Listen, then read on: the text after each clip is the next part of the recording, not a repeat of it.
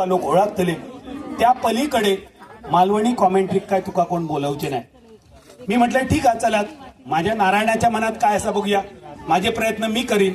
आणि हळूहळू मालवणी भाषा कुडाळ, मालवण, सावंतवाडी, वेंगुर्ला करून गोवा राज्यात पोहोचली.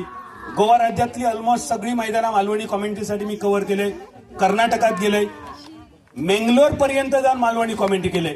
इकडे कोल्हापूरची सगळ्यात मोठी स्पर्धा कोल्हापूर प्रीमियर लीग, त्याच्यात जाऊन मालवणी कॉमेंट्री केले.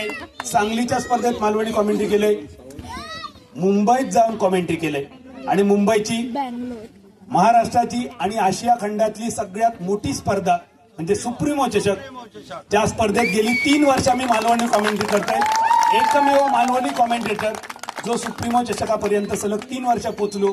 आणि IPL मध्ये सुद्धा मालवणी कॉमेंट्रीसाठी मी 2 वर्षापूर्वी ऑडिशन दिलंय. थैले नियम बदलले, नाहीतर कदाचित IPL मध्ये सुद्धा तुमका मालवणी कॉमेंट्री ऐकायला इली असती. पण सध्या मालवणी कॉमेंट्री जरी IPL मध्ये नसली तरी थै जे कोण कॉमेंट्री करतात ते मालवणी कॉमेंट्री कॉपी करतात. म्हणजे बैल गेलो तो गेलो ही मालवणी कॉमेंट्रीची माझी म्हण असा जी IPL मध्ये वापरली.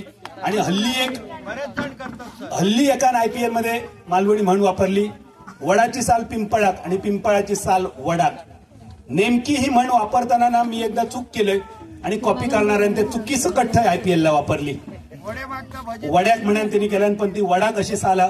तर असे बरेच मालवणी म्हणी. सध्या माझ्याकडे 400 म्हणींचा स्टॉक आहे. तुमच्याकडे नवीन असले तर जरूर